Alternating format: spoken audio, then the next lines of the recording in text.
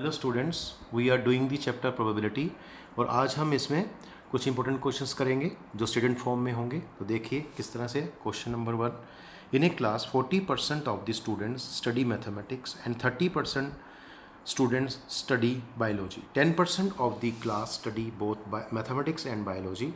If a student is selected at random from the class, find the probability that he will be studying mathematics or biology. तो question ये है, आपके पास एक student है, ठीक है, तो उसको हमें सिलेक्ट करना है क्लास में से, और क्लास में उसने बोला है 40% जो स्टूडेंट्स हैं वो मैथमेटिक्स स्टडी करते हैं और 30% स्टूडेंट्स जो हैं वो बायोलॉजी स्टडी करते हैं और 10% दोनों को स्टडी करते हैं।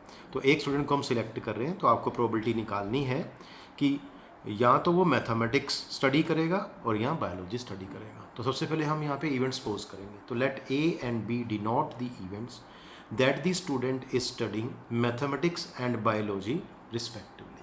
तो ये इवेंट इस तरह से सपोज करेंगे कि स्टूडेंट है वो मैथमेटिक्स को स्टडी करता है, उसका इवेंट ए है, और स्टूडेंट जो है वो बायोलॉजी को स्टडी करता है, उसका इवेंट बी है। तो देयरफॉर वी है पी ऑफ ए। तो पी ए क्या आएगा, आपको प्रोबेबिलिटी दे रखी है 40%, मतलब 100 में से अगर 100 स्टूडेंट्स हैं तो उसमें से 40 जो स्टूडेंट्स हैं वो मैथमेटिक्स स्टडी करते हैं। तो इसका मतलब पी ए कितना हो गया, 40% मीन्स 40/100। तो सॉल्व करके 4/10 आएगा। ऐसे पी बी, ये आपको दिया हुआ 30% जो स्टूडेंट्स हैं वो बायोलॉजी स्टडी करते हैं, तो पी बी की वैल्यू आ जाएगी 30/100, सॉल्व करके 3/10 आएगा। And 10% of the class study both mathematics and biology. It means probability of A intersection B, and ये जो इंटरसेक्शन है इसका मतलब एंड होता है। तो probability of A and B क्या हो जाएगा, 10/100, दैट इज़ 1/10।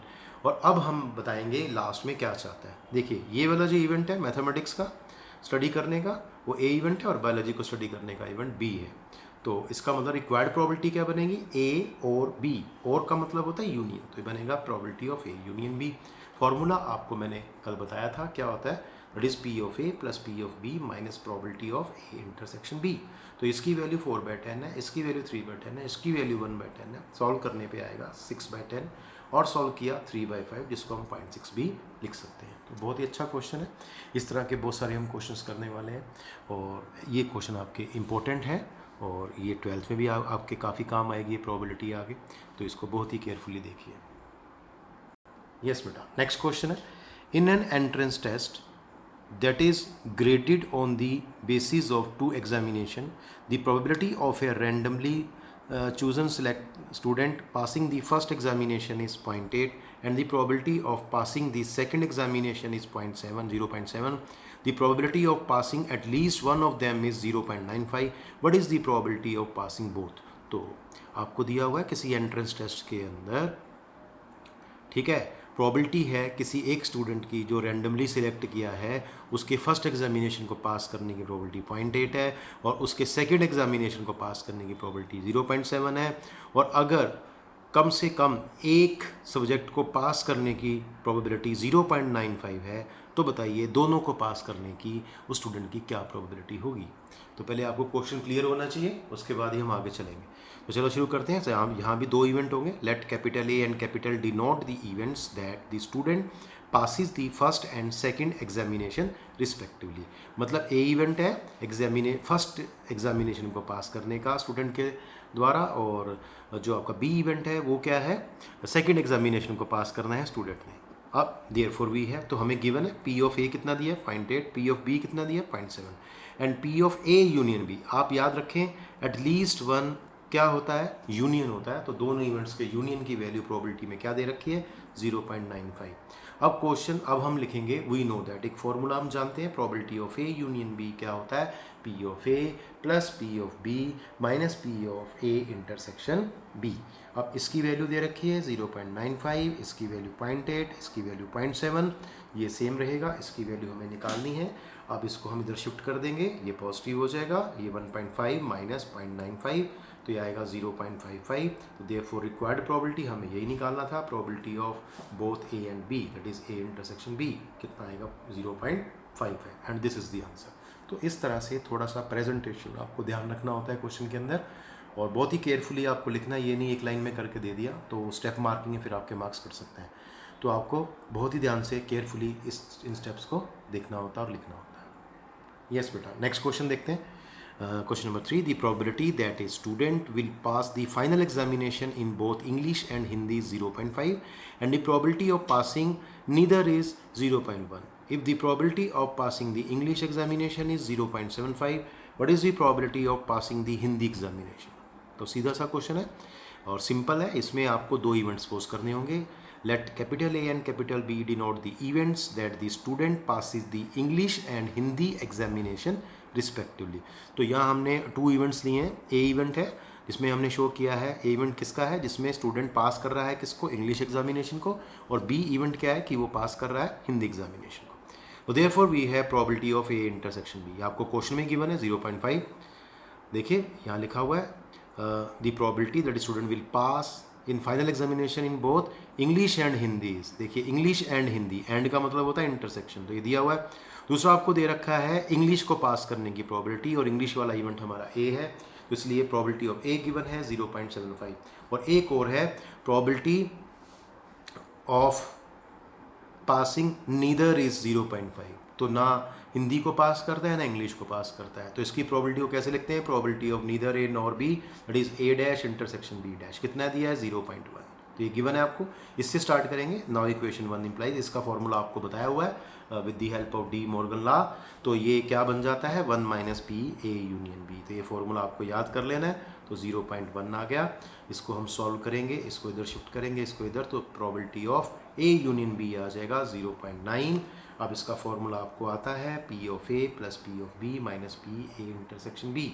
तो ये आ जाएगा 0.9, इसकी वैल्यू 0.75 दी है, इसकी वैल्यू ये हमें फाइंड करनी है, इसकी वैल्यू 0.5 दी है। जब इसको सॉल्व करेंगे तो ये 0.25 आएगा, उधर जाके 9 में से माइनस हो गया 0.9 में से, दैट इज माइनस 0.25, आंसर आएगा 0.65। तो देयरफॉर रिक्वायर्ड प्रोबेबिलिटी क्या निकालनी है, पी ऑफ बी, क्वेश्चन में दिया ना कि आपको प्रोबेबिलिटी किसकी फाइंड करनी है, पासिंग द हिंदी एग्जामिनेशन। तो पी ऑफ बी की वैल्यू क्या आ जाएगी यहाँ पे 0.65। तो इस तरह से ये क्वेश्चंस करने होते हैं, इजी होता है, पर यहाँ थोड़ा प्रेजेंटेशन आपको ध्यान से करनी है। 10th क्लास में आप ज़्यादा जोर नहीं देते प्रेजेंटेशन पे, लेकिन 11th-12th में आपको काफ़ी ध्यान रखना पड़ेगा, क्योंकि कंसेप्चुअल क्वेश्चंस होते हैं। तो अगर आपने थोड़ा भी इधर उधर किया तो आपके मार्क्स कट सकते हैं।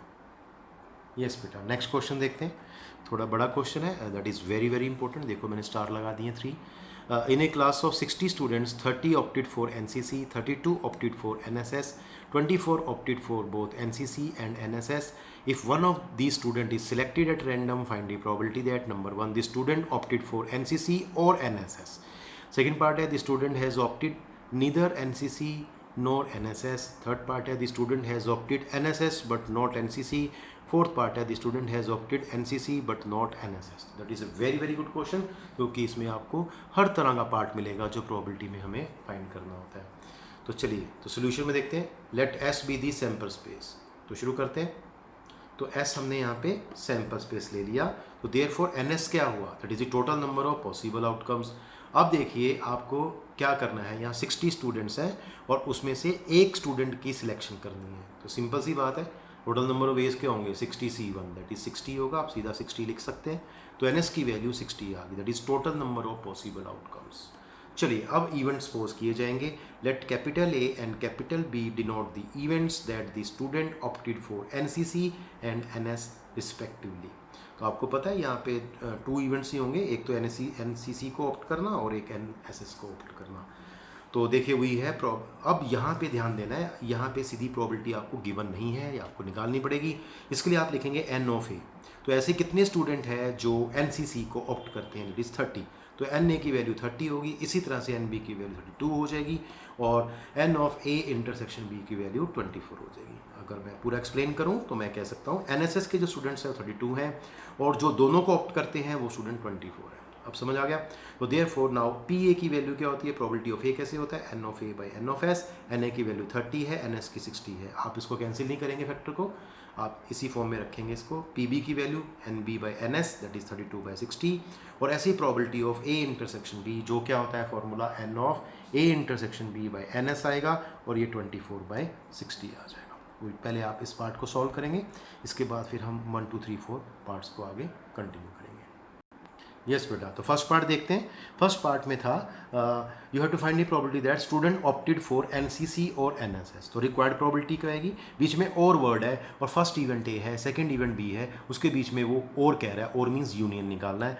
तो रिक्वायर्ड प्रोबेबिलिटी बनेगी probability of A union B, और इसका फॉर्मूला आपको पता है, P of A plus P of B minus P A intersection B. Very simple, इसकी वैल्यू पुट करेंगे 30/60, इसकी वैल्यू 32/60 और इसकी वैल्यू 24/60। जब इसके सॉल्व करेंगे तो ये 38/60, सॉल्व करने के बाद 19/30 आ जाएगी प्रोबेबिलिटी। तो इसको हम फर्स्ट इक्वेशन ले लेते हैं, इसके बाद सेकंड पार्ट देखते हैं। सेकंड पार्ट में इसने कहा था the find the probability that the student has opted neither NCC nor NSS. तो नीदर नोर में क्या होता है, अगर फर्स्ट इवेंट ए है सेकंड इवेंट बी है तो क्या आएगा, A dash intersection B dash. तो देयरफॉर रिक्वायर्ड प्रोबेबिलिटी क्या आएगा, probability of A dash intersection B dash. सबको पता है इसका फॉर्मूला, डी मॉर्गन लॉ की हेल्प से क्या बनता है, 1 minus P A union B. ऐसे याद रखिए, डैश हटा देंगे और इसको रिवर्स कर देंगे इस सिंबल का, तो ए यूनियन बी आएगा। इसकी वैल्यू अभी हमने फाइंड की, देखिए तभी मैंने 1 करवाया था यहाँ पे। इसकी वैल्यू सीधी यहाँ पुट कर देंगे, 1 माइनस 19/13 30। जब इसको सॉल्व करेंगे एलसीएम लेके तो ये 11/30 आ जाएगा। ये आपका सेकंड आंसर हो गया। थर्ड पार्ट देखते हैं रिक्वायर्ड प्रोबेबिलिटी में। इसमें कहते हैं the student has opted NSS but not NCC. NSS but not NCC, NSS का इवेंट बी था तो पहले बी आएगा, और इंटरसेक्शन और नॉट कह रहा है एनसीसी तो ए डैश आएगा। तो प्रोबेबिलिटी आपको फाइंड करनी है बी इंटरसेक्शन ए डैश, और इसका फॉर्मूला आपको याद होना चाहिए, पहले मैंने करवा दिया था, that is P B minus P A intersection B. P B की वैल्यू 32/60 थी, माइनस ये कितनी वैल्यू है, 24/60। सॉल्व करेंगे 8/60, सॉल्व करने के बाद सिंप्लीफाई करने के बाद 2/15 आंसर आएगा। फोर्थ पार्ट था, इसका रिवर्स हो जाएगा कैसे, the student has opted NCC but not NSS. इसका मतलब रिक्वायर्ड प्रोबेबिलिटी बनेगी probability of A intersection B dash, क्योंकि एनसीसी लेना है और एनएसएस नहीं लेना है, तो एनएसएस का इवेंट बी था, उस पर बी डैश लगेगा। इसका फॉर्मूला जैसे ये बनाया वैसे ये होता है, यहाँ पी बी आएगा, यहाँ पी ए आएगा, ये सेम रहेगा, minus P A intersection B. तो जब इसको सॉल्व करेंगे तो इसकी वैल्यू 30/60 माइनस 24/60, ये कितना आ जाएगा हमारे पास, दैट इज 6/60। और जो सॉल्व करने के बाद हमें क्या वैल्यू देगा, दैट इज़ 1/10, जिसको हम 0.1b लिख सकते हैं। तो इसी के साथ ये मोस्ट इंपॉर्टेंट क्वेश्चन आपका खत्म होता है, और ये क्वेश्चन 4 मार्क्स या 6 मार्क्स का बड़े आराम से आपके एग्जाम में आ सकता है। इस जैसा ऐसा नहीं कि वैल्यू यही देगा, वैल्यू चेंज कर सकता है। तो ये बहुत ही अच्छा क्वेश्चन था जो आपने किया। अब नेक्स्ट क्वेश्चन देखते हैं।